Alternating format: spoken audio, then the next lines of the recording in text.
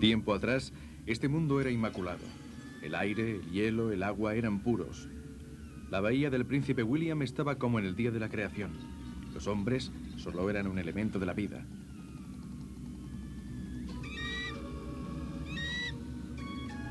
Aquí, el respeto y la paz nacen de la coexistencia.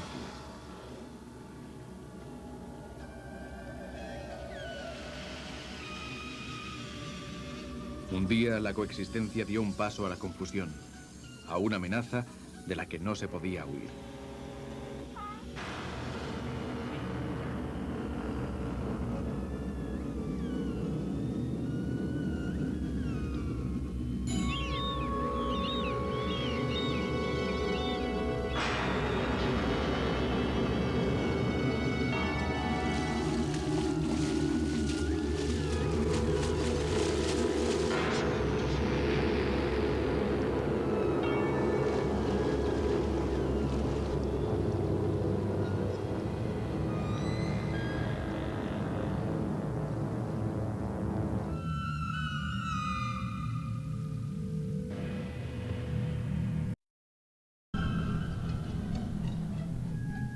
Entre una maniobra y la siguiente, bastaron unos minutos para que el mar se transformara en petróleo.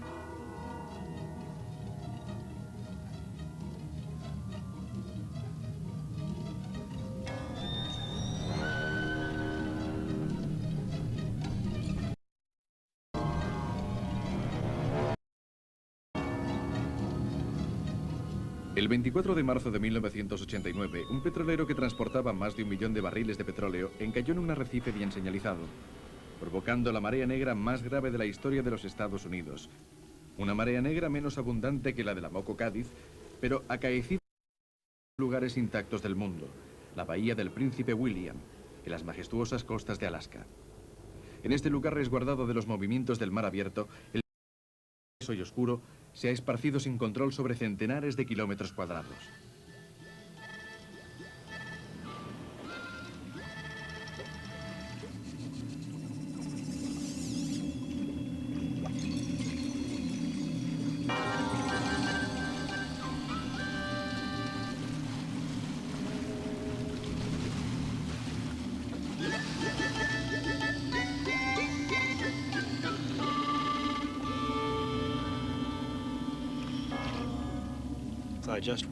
Creía que todos estaríamos mejor preparados.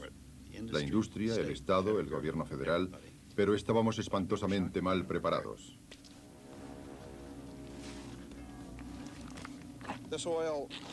Este petróleo no debería estar aquí. Si las compañías hubieran cumplido sus promesas, no habríamos llegado a esto. El Alyeska no aplicó el plan de intervención. Es tan simple como eso. Me parece que no tienen nada que ganar. Eso es lo que son. Unos malditos incompetentes. El barco se llamaba Exxon Valdez, pero podría haber sido cualquier compañía, cualquier barco, cualquier capitán. Mientras los oficiales espantados intentaban frenéticamente encontrar el material de limpieza y los procedimientos técnicos necesarios, el petróleo invadía un litoral espléndido y virgen. ¿Qué dio esto? ¿Y por qué no hay que dejar que semejantes accidentes se reproduzcan? Redescubriendo el mundo. Exxon Valdez, catástrofe ecológica.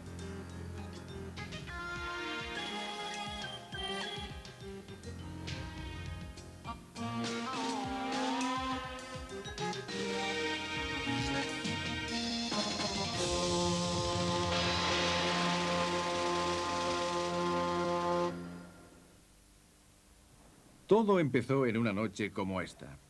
En un puerto en calma, un capitán que llega a su barco con un largo viaje en perspectiva.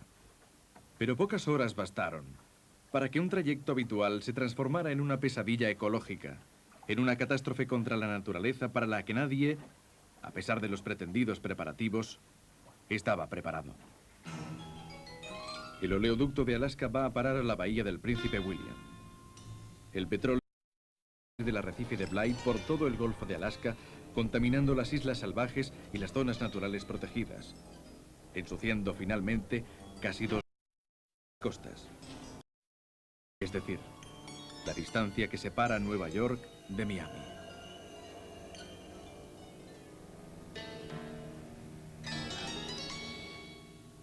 Cerca de 40.000 toneladas de petróleo, es decir, el 20% del cargamento, se vertieron en aguas puras y ricas sin ningún control. Había demasiado petróleo para pensar en quemarlo. No había suficiente dispersante disponible y los tóxicos tornasolados invadieron el mar con toda libertad.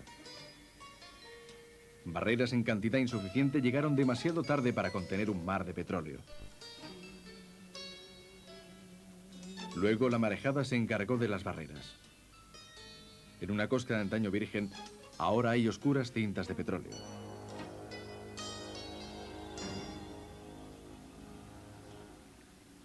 Visité la isla Knight con Dan Long algunos días después del accidente. Lo hay por todas partes, absolutamente por todas partes. He aquí unas rocas que evidentemente jamás se han dado vuelta. Mire debajo de ellas.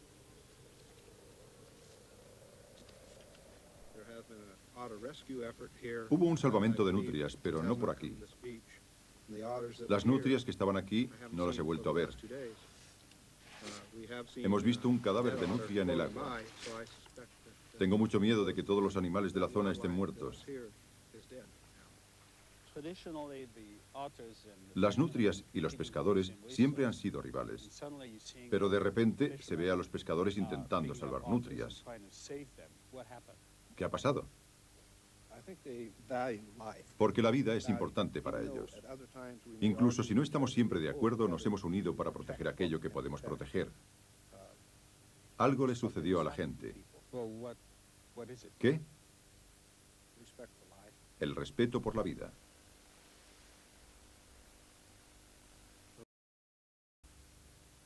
Van a tener problemas para que salga bien.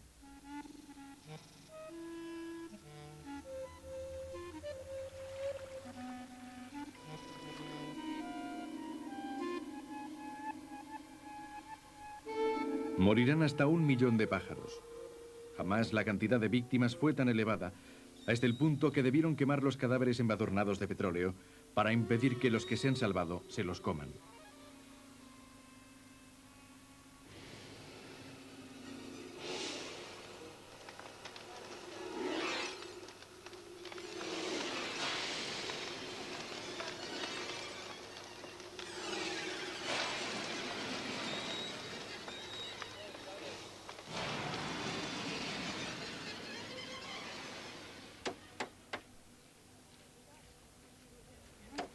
Dispuestos a hacer cualquier cosa para salvar los animales, los habitantes de la región llevan pájaros a un hospital improvisado, donde especialistas y voluntarios realizan lavados de estómago.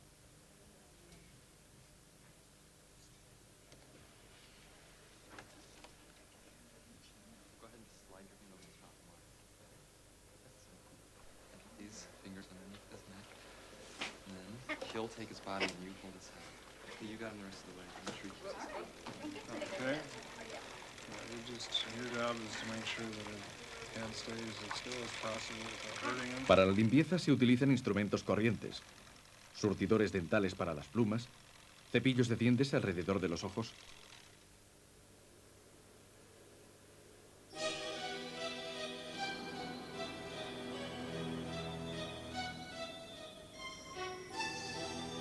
No lejos de allí, las nutrias enfermas tiemblan, pues su pelaje manchado por el petróleo ya no puede protegerlas del frío. Aguardan que las atiendan.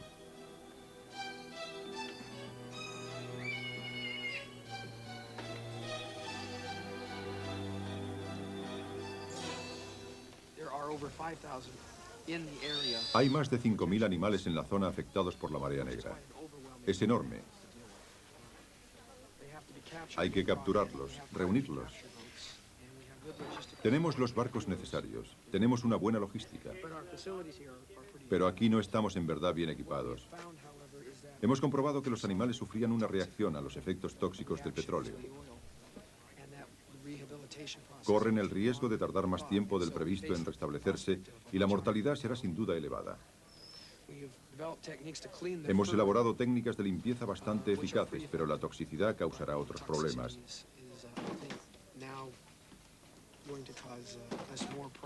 Talking about internal problems. ¿Habla usted de problemas internos? Sí, los pulmones y el hígado están afectados. Patólogos y toxicólogos vienen a ayudarnos en gran número, pero nos vemos forzados a improvisar soluciones para ayudarles a eliminar los hidrocarburos. Pero las lesiones pulmonares pueden llegar a ser incurables.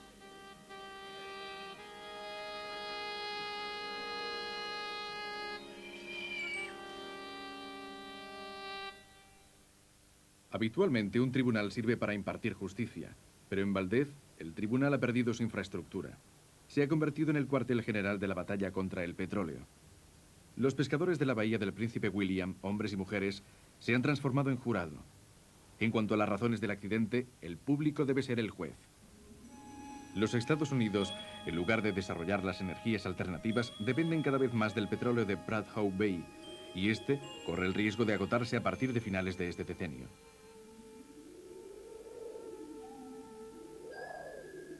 El oleoducto, criticado por aquellos que temen los accidentes de los petróleos, fue inaugurado en 1977. Administrado por Alyeska, consorcio de 7 sociedades petrolíferas que están obligadas a asumir la responsabilidad de las mareas negras, el oleoducto transporta una cuarta parte del petróleo de los Estados Unidos hacia petroleros considerados como seguros, que se supone mantienen su rumbo gracias a técnicas de navegación moderna y cuyo fracaso ha asombrado a los habitantes de la región. 3 o 4 días después del accidente se preguntó a los guardacostas si veían en su pantalla el petrolero encallado. Lo veían perfectamente, pero aquella noche no lo vieron. Aquella noche todo anduvo mal. Nadie prestaba atención. Los guardacostas, disculpando lo ineficaz de su radar debido a las restricciones presupuestarias, afirman que no pudieron ver al Valdez. Pero compruebo con el biólogo Chuck Irving que el radar de un barco corriente cubre el campo necesario. ¿Estamos pues frente a Potato Point? ¿Dónde estamos exactamente? Aquí, en el centro, precisamente frente a Potato Point. Y allí está el puesto de radar de los guardacostas que se supone controla todo, ¿no es así? Sí, es desde ahí desde donde nos vigilan. Y sobre nuestro radar se ve el arrecife de Blythe. En efecto, ahí arriba a unas 13 millas de nuestra posición. Entonces no hay confusión posible. No, no lo creo. La gente de Alaska lleva su propia batalla día y noche para impedir que la marea negra se extienda hasta los lugares de pesca, ya que las autoridades parecen incapaces de hacerlo. El plan de emergencia previsto por Exxon y Alyeska solo existió sobre el papel. Nada, absolutamente nada se materializó. La única acción verdadera es la que realizan los pescadores en el lugar del naufragio. Hasta hoy hemos logrado proteger los fresaderos, pero gracias a Dios el tiempo ha sido favorable. Y aún hay que emprender una guerra en Washington para que esto no vuelva a producirse. El problema es el petróleo. Sigue estando ahí en el agua y ellos no hacen nada para sacarlo. ¿Ellos quiénes son? Exxon. Pero ustedes se reúnen con el Estado, con Exxon, etcétera. Sí, tenemos reuniones con Exxon y las autoridades, reuniones todas las mañanas, todas las tardes, pero esto empieza a parecer una broma. Ustedes deben saber, sin embargo, lo que están obligados a hacer. Sí, siempre sabemos lo que están obligados a hacer, pero nunca sucede nada. A grosso modo, se nos puede definir como una versión moderna de las civilizaciones cazadoras y recolectoras. Es así como nos ganamos la vida, es la esencia misma de nuestra vida, la razón de nuestra presencia aquí. Y vemos cómo mueren los pájaros, cómo muere la fauna marina. No solo los mamíferos marinos, sino toda la cadena alimentaria, desde el plancton a los arenques y a los salmones. Animales invisibles al ojo humano están a punto de morir y eso nos destroza. La gente de aquí ha combatido la tristeza y el caos con su propio ingenio. Yo estaba en una tripulación de pescadores de cangrejos en un barco cangrejero. Sabemos remolcar, sabemos hacer nudos. El barco y la tripulación están especialmente bien adaptados a este tipo de tareas. Entonces nos pusimos a colocar barreras. Exxon prometió enviarnos barreras. Nos enviaron chapuzas, antiguallas que servían en el norte desde hace 10 años. Eran barreras de buena calidad pero completamente gastadas. Faltaban piezas. Y la gente que estaba ahí no sabía utilizarlas. Los pescadores tuvieron que tomar la iniciativa, explicar cómo amarrar las barreras.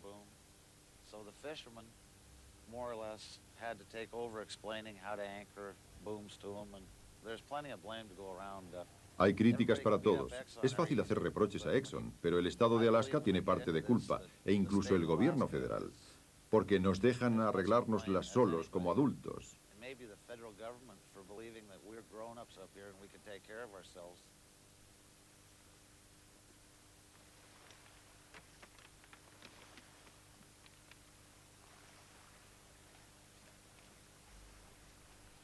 Se necesitaba una tecnología punta. Pero el mundo pudo ver un gigante de la industria y la nación más poderosa de la Tierra luchar contra una marea negra, la más trágica de todas, limpiando una a una todas las rocas con servilletas de papel, de rodillas y a mano.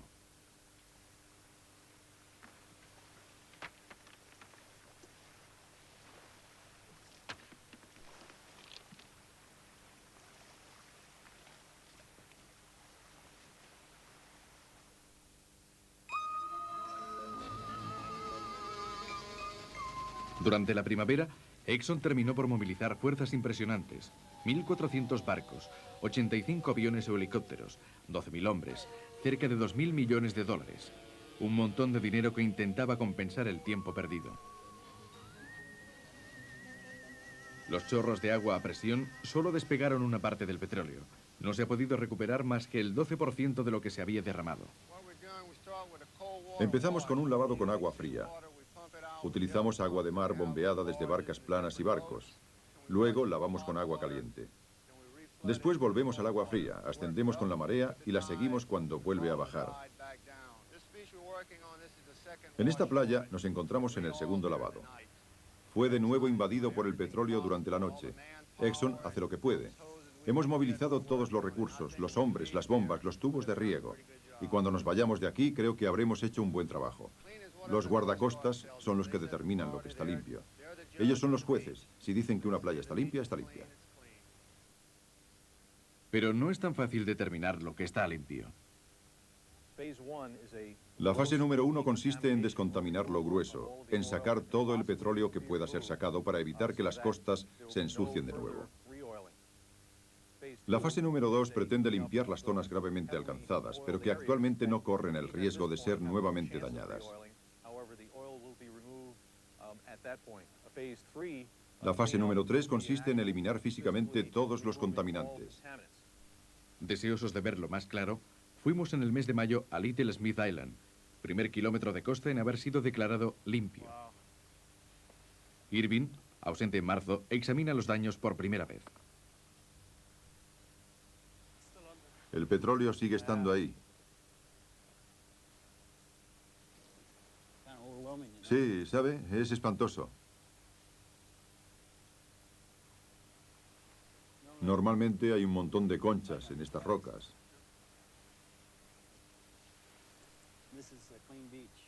Y llaman a esto una playa limpia. Mire, mire esto. Por los clavos de Cristo. Mire lo que han hecho. Look what they've done, man.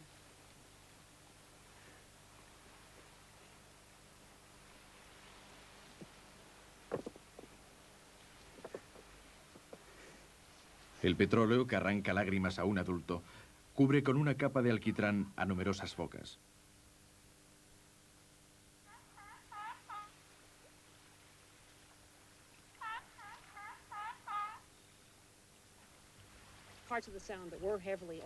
En las zonas más alcanzadas por la marea negra, hasta el 95% de las focas están afectadas. Poco después de su nacimiento, las focas pasan mucho tiempo en las rocas, mucho más que después durante el año. Y se arrastran por la playa donde las algas están embadurnadas de petróleo.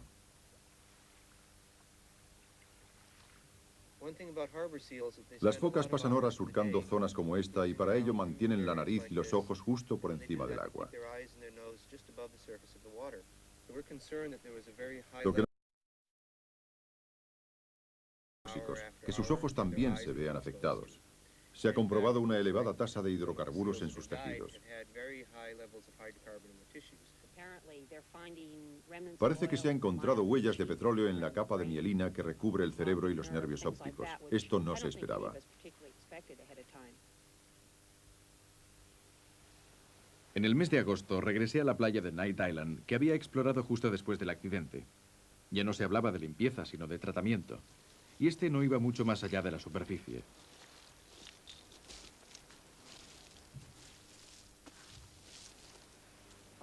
Limpio. ¿Qué quiere decir eso?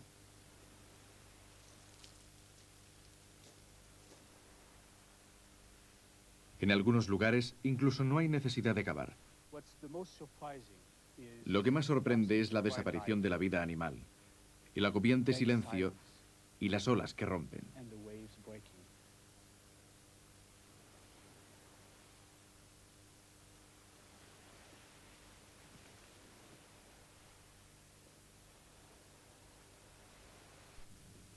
La marea negra ha ensuciado el 75% de las pesquerías de salmón.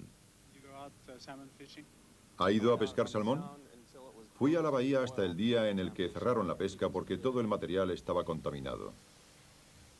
El petróleo que permanece en suspensión en el agua ensuciaba todo lo que tocaba y era necesario proceder constantemente a nuevos lavados.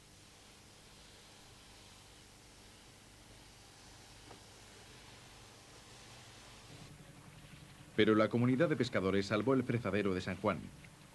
El petróleo no ha superado las barreras y se pudo pescar casi 4 millones de salmones en el momento de la freza, en verano.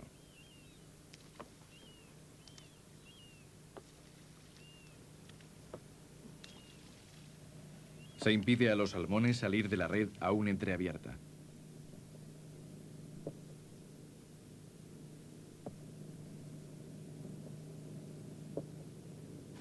A veces, un gran salmón puede ser tan caro como un barril de petróleo.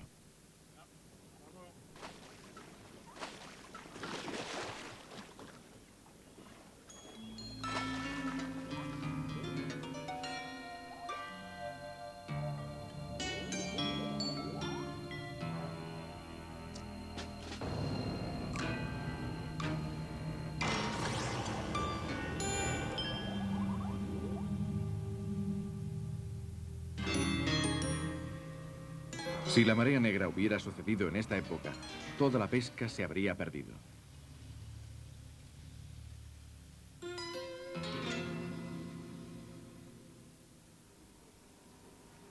En el mes de agosto, las nutrias limpias esperan ser liberadas, mientras los científicos sacan conclusiones. Creo que los primeros días de la marea negra fueron los más críticos para las nutrias de mar y para el resto de la fauna. Se tenían grandes medios financieros, había especialistas en el lugar, pero no se tenía tiempo. Y creo que es por eso que es necesario poner a punto esos planes y esos equipos de urgencia. Si no, aún se perderá más fauna de la que ya se ha perdido. E incluso en esas condiciones se tiene la impresión de haber perdido más animales de los que se habrían perdido inicialmente, si estos planes ya se hubieran puesto en marcha. Casi 200 nutrias que mantienen siempre la piel libre de todo petróleo son devueltas a la vida salvaje, pero más de 1 millar han muerto.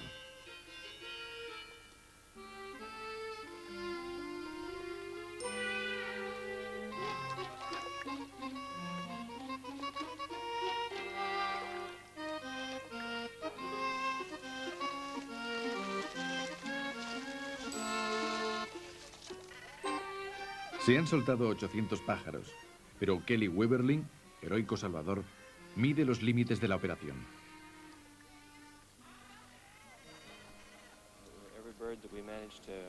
Se puede decir que todos los pájaros que se han llegado a salvar. Pero tengo que decir que, por más que trabajamos duro con toda la gente que había allí, no dio demasiado resultado. La lección es que no se puede limpiar, no se puede recoger los pájaros y limpiarlos. No hay manera de despegar el petróleo.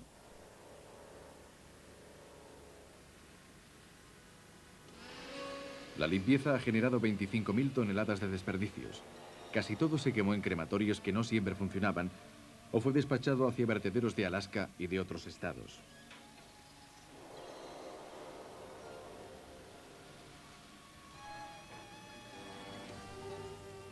El 15 de septiembre, Exxon anunció el final de la limpieza por esa temporada y dio un nuevo plazo para mejorar el estado de la bahía.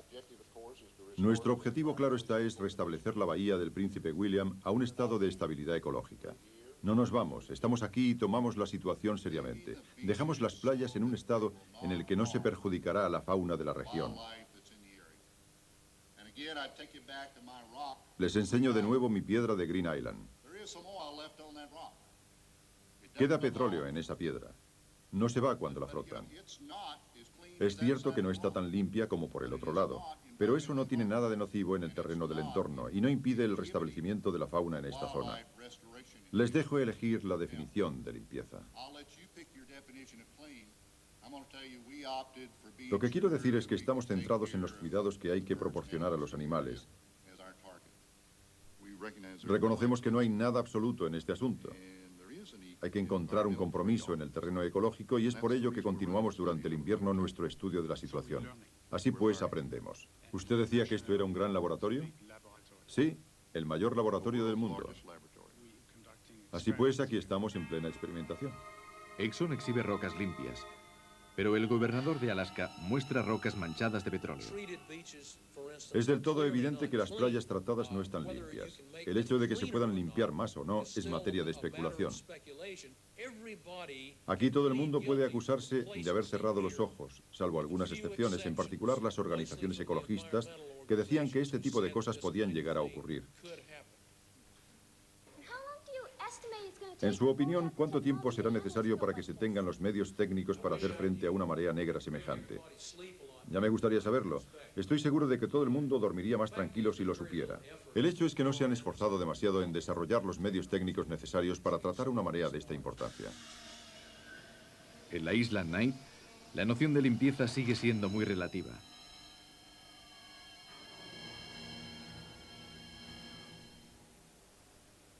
He venido 3 veces a esta playa, poco después de la catástrofe, durante los esfuerzos de limpieza y hoy, justo después de irse el equipo de limpieza.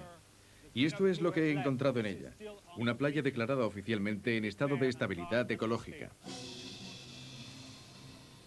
En cuanto a los pescadores, exigen una prevención de las mareas negras y se manifiestan con sus barcos. Necesitamos mejores petroleros, con una propulsión delantera, doble casco, un blindaje más grueso y una eslora inferior. La carga debe estar encerrada en contenedores. Es urgente reflexionar sobre soluciones prácticas. Los terminales también presentan problemas. También en eso hay que tomar medidas de vigilancia y protección. Lo más importante que hemos aprendido, creo, es que podemos gastar todo el dinero del mundo sin que nuestras playas recuperen la limpieza original. Así pues, es necesario saber con precisión lo que Exxon puede hacer por el entorno en este momento. Hay posibilidades. Podrían destinar fondos para la creación de reservas naturales, para la protección o para el desarrollo de la fauna. La catástrofe también ha puesto en cuestión el equilibrio del grupo humano. La criminalidad, la violencia han aumentado. Y la gente expresa de la angustia, como me cuenta Michelle O'Leary, 6 meses después de nuestro primer encuentro. Creo que ahora tenemos mucho trabajo con las consecuencias psicológicas. Hay muchas depresiones en la ciudad porque todo sigue lleno de petróleo y porque la pérdida en pájaros y animales marinos ha sido difícil de soportar. Aún no sabemos lo que nos espera el año próximo. Los pescadores no han sido aún indemnizados del todo y no sabemos si los salmones regresarán en la cantidad que deberían. ¿Usted fue a limpiar? Sí, pasé 2 meses con la marea negra. Eso le ha dado dinero. Sí, me sacó de apuros. Sin eso estaba perdido. ¿Fue a pescar después? ¿Cómo estuvo la temporada? Sí, muy mala. El síndrome mucho dinero, poco dinero tuvo un impacto interesante. Usted sabe seguramente que el 60% de la flota se ha beneficiado de contratos de la marea negra en uno u otro momento y consiguió grandes ventajas financieras. Mientras que el 40% de la flota y la mayoría de la gente de Córdoba no obtuvo ningún beneficio de la marea negra, incluso ha sufrido pérdidas financieras. ¿Acaso se negaron a ser contratados para la limpieza o es que no tuvieron la posibilidad? ¿Hubo motivos éticos? En parte sí. Algunas personas no lo hicieron porque querían poder hablar libremente de los problemas y porque una vez empleado por Beko o por Exxon, uno se comprometía a no hablar más de las cuestiones relativas a la marea negra o a la participación en la limpieza.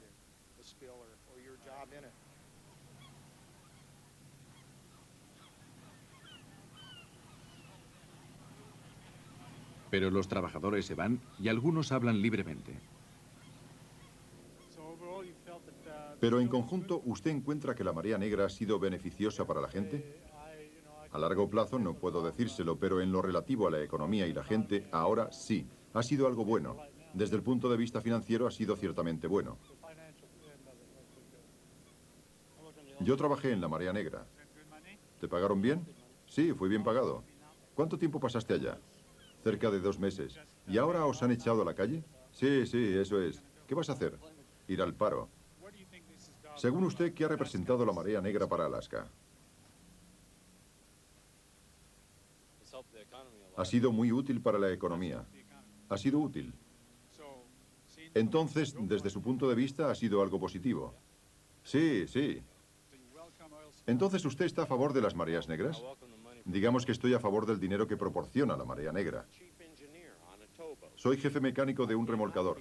Llegué aquí, de hecho abandoné Seattle 3 horas antes de la catástrofe. Si quiere saber quiénes fueron los verdaderos criminales en esta Marea Negra, ¿usted se acuerda? Hubo un artículo sobre el hecho de que no había tantos hombres como antes a bordo de los petroleros. No había suficiente tripulación. En los remolcadores ya no hay tripulación. En última instancia, esta es la razón de que se produzcan accidentes de este tipo. ¿Usted cree que eso está directamente relacionado con el accidente? Sí, está relacionado. ¿Por qué? ¿Qué habría pasado si hubiera habido 3 oficiales más para hacer la guardia y para haber gritado por el teléfono? Patrón, tenemos la señal verde en el lado incorrecto, tenemos la señal verde en el lado incorrecto. Cada vez que sucede una de estas historias me contratan. Desde hace años no paro de trabajar. Gobernador, durante la conferencia de prensa, ¿usted oyó a un niño preguntar si estábamos preparados en el caso de que esto se reprodujera? ¿Estamos preparados? Sinceramente no. Si una marea de esta importancia se reproduce, no seríamos más capaces de remediarla que la vez anterior. Espero que este acontecimiento sirva de catalizador, que promueva no solo una importante legislación de protección del medio ambiente, sino también una reflexión sobre el programa energético de los Estados Unidos. Los Estados Unidos no tienen programa energético, salvo si usted llama nada a un programa. Nos han hecho creer que todo iba bien, que teníamos un plan de intervención. Según usted, ¿la colectividad ha perdido confianza en las instituciones? Es totalmente cierto. La gente tiene la sensación de que los industriales y el gobierno los ha abandonado. Ahora sabemos que una marea negra o cualquier otra catástrofe ecológica es también una catástrofe social y afectiva. El doctor James Scott cuida las águilas en este centro edificado por voluntarios. Algunos vinieron de la costa este, otros de Anchorage. Hubo abogados, médicos, secretarios, todo el mundo martilleaba, era formidable.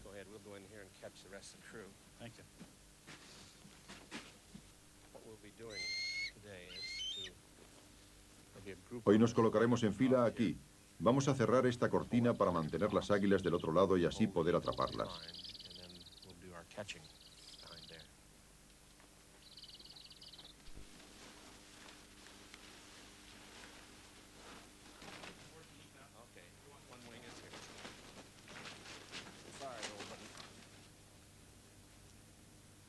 Nueve meses después de la marea negra, se ha comprobado la muerte de 150 águilas calvas. La mayoría de los nidos estaban vacíos, pues una gota de petróleo basta para matar un embrión. Estas águilas se han repuesto de la anemia y de otros trastornos causados por el petróleo y van a ser soltadas. El capuchón tranquiliza a estos grandes pájaros. Cegados, aceptan ser examinados y pesados. Esta águila no podrá más remontar el vuelo. Al intentar volar con las plumas embadurnadas de petróleo, se ha roto una ala que fue necesario amputar. Potente y herido, sujeto con respeto entre las manos el símbolo de América.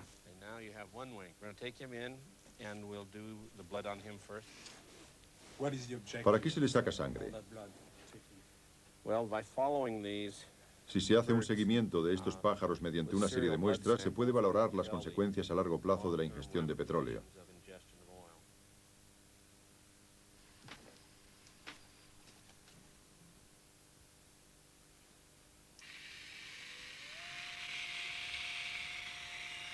Se lima de manera indolora las garras y el pico que no usan lo suficiente para que se gasten naturalmente.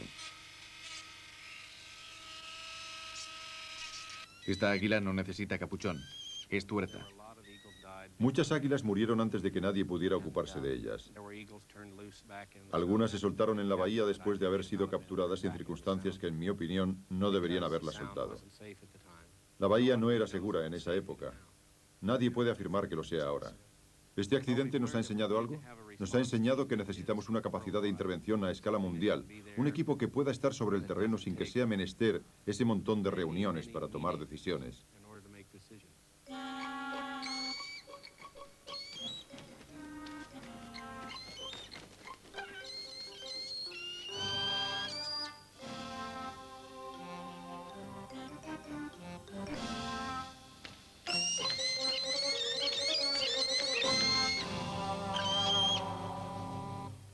Antes de que se varara el Exxon Valdez, el plan de emergencia del IESCA minimizaba la posibilidad de un accidente grave.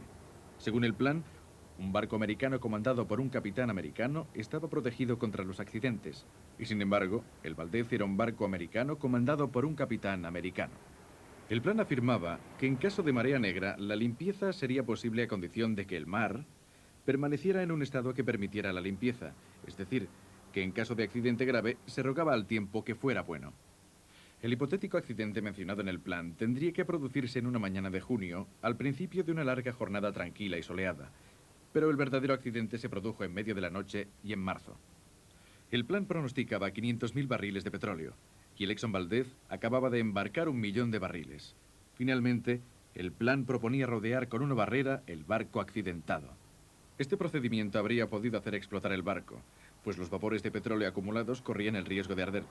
Digamos que una disposición importante del plan consistía en transformar un barco naufragado en una bomba potencial. El plan existía, era claro, y casi totalmente erróneo. Hace mucho tiempo que los planes presentan deficiencias. Chet Simons, ex empleado de Aliesca, me cuenta que fue despedido debido a sus crímenes. ¿Cuál era su papel en Aliesca? Durante 5 años estuve encargado de los fondeaderos en el Departamento de Operaciones Marítimas. Pertenecí 3 años al Departamento de Mareas Negras y participé en la confección del plan de intervención que fue rechazado. El tiempo pasaba, no había accidentes, dijeron que no lo necesitaban. Nunca hemos tenido marea negra, no lo necesitamos, almacenen ese equipo en otra parte. En resumen, rompieron el plan de intervención.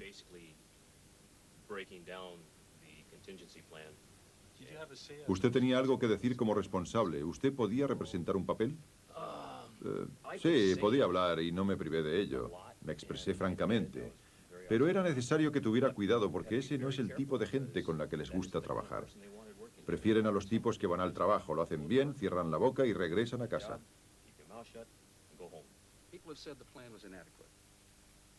La gente dijo que el plan era ineficaz. Si lo era, se debió a que fue necesario hacer frente a una marea negra catastrófica de 260.000 barriles. No dejamos de cometer los mismos errores. Tecnológicamente no estamos preparados para superar un nuevo Exxon Valdez. Es cierto, hay cierta cantidad de cosas que se deben hacer. Y eso porque sabemos que es muy difícil impedir que el petróleo vaya a las playas. Lo que hay que hacer... ¿Estamos preparados, sí o no? No, lo que hay que hacer es impedir que se produzca el accidente. Por ello insistimos en la prevención. De acuerdo, pero usted sabe fehacientemente que va a volver a pasar. Quizá, pero no se puede decir que ocurrirá obligatoriamente. Si un barco está amenazado con tener un problema, se puede prevenir para que no se produzca. Esta es la solución del problema. No una vez que está en el agua, si es un gran... Nada puede permitirnos ni a usted ni a mí asegurar que eso no se reproducirá jamás. No es cierto, pero por otra parte... Entonces, si se reproduce, usted no puede afirmar que eso sucederá. Pero, si se reproduce, ¿podremos hacerlo? ¿Tecnológicamente podremos limpiar ese petróleo, sí o no? Tenemos que seguir perfeccionando nuestra tecnología. Esta historia nos ha enseñado algo. Hemos aprendido que debemos desarrollar más la investigación. Es lo que estamos haciendo ahora. Hemos emprendido ese esfuerzo y vamos a continuar en él. Eso es lo pertinente, porque, como usted dice, no podemos garantizar que no volverá a pasar. 3 mareas negras en un fin de semana de junio. Luego otra en California, una en Madeira y en Marruecos. Una marea negra 2 veces más importante que la del Valdez. Mucho desde el naufragio de la Moco Cádiz ante las costas bretonas en 1978. Allí se vertió 6 veces más petróleo que en Alaska. Aunque entre las sustancias de las que dependemos, el petróleo no es la más peligrosa. En el Hospital Central de Bhopal se censaron 500 cadáveres y aún había otros 500 en los dispensarios y en las morgues de esta ciudad del centro de la India, víctimas de lo que será quizás el peor desastre industrial de la historia. En 1984 no hubo barreras para impedir que la nube mortal de pesticidas se esparciese. No había plan de evacuación para la gente de Bhopal.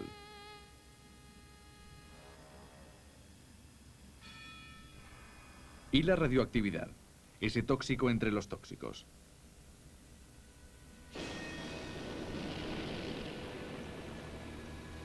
Es de la explosión que hizo saltar el techo del reactor y envió a la atmósfera restos radiactivos.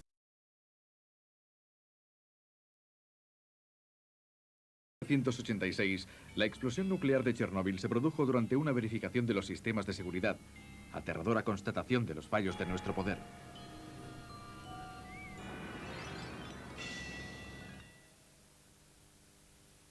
Tragedias como la del Exxon Valdez pueden ocurrir siempre, en cualquier lugar donde haya barcos. Mi padre vino a Washington para hablar de la Antártida, ese vasto continente que es necesario proteger. Quisiera hablarles un poco de ese viaje a la Antártida, a esa tierra casi mítica en el extremo meridional del mundo.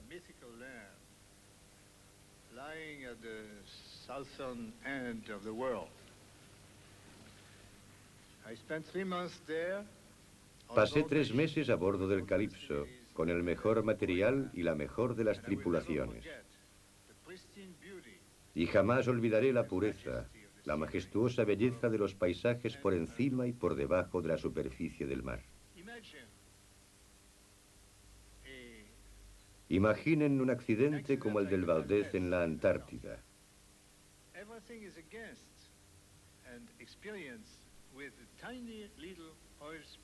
Las enseñanzas obtenidas de la minúscula marea negra del Bahía Paraíso deben servirnos de advertencia.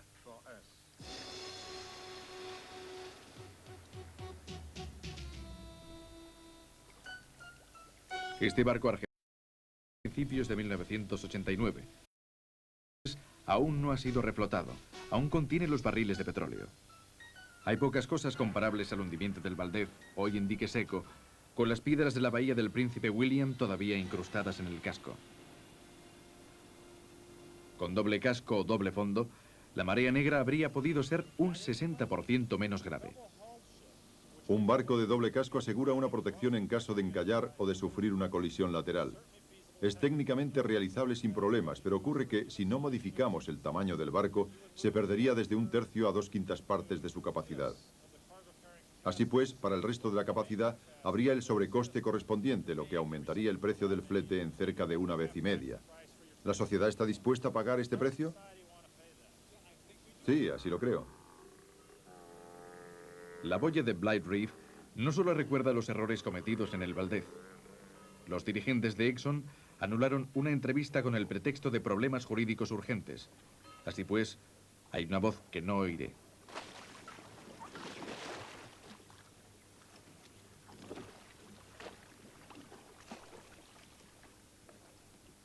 Pero no es en el pasado donde hay que buscar el sentido de este drama.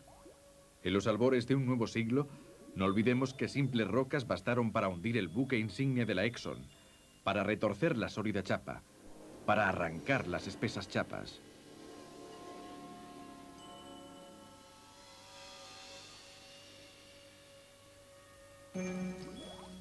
El doble casco podría proporcionar una solución, pero también habría de duplicar los motores y los oficiales de a bordo, disminuir el tamaño de los buques, asegurar un control de tráfico tan estricto como el de los aviones. Pero cuando la tecnología se hace a tientas, hay que respetar los bienes de todos, extremar la vigilancia, ser humildes para proteger el medio ambiente que alimenta nuestros sueños.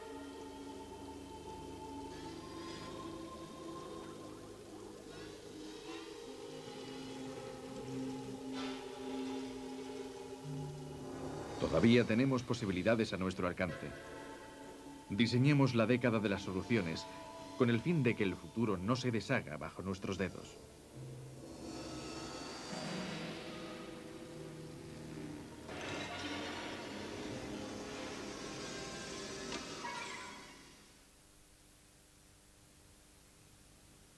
2 años y medio después del accidente, la naturaleza y más de 2.000 millones de dólares parecen haber librado la bahía del Príncipe William del petróleo del Exxon Valdez. Pero los métodos de limpieza siguen siendo primitivos. Es necesaria una innovación tecnológica y una mejor prevención. Bajo la presión de un público más consciente, las leyes sobre la navegación internacional son examinadas de nuevo para ser reforzadas. También están en estudio nuevas técnicas para permitir un transporte más seguro de las materias peligrosas. Gracias también a un importante movimiento de opinión, la Antártida está protegida de la explotación minera por al menos unos 50 años. Jamás podremos suprimir totalmente los accidentes, como lo atestigua la reciente marea negra ocurrida en el Mediterráneo, ni controlar las actitudes extremistas como las que transformaron el petróleo en arma de guerra en el Golfo Pérsico. Pero debemos combatir la indiferencia y convencer cada vez a más gente que la protección de la calidad del medio ambiente puede asegurar nuestro porvenir y el de las generaciones que tendrán que sufrir mañana las consecuencias de nuestras decisiones de hoy.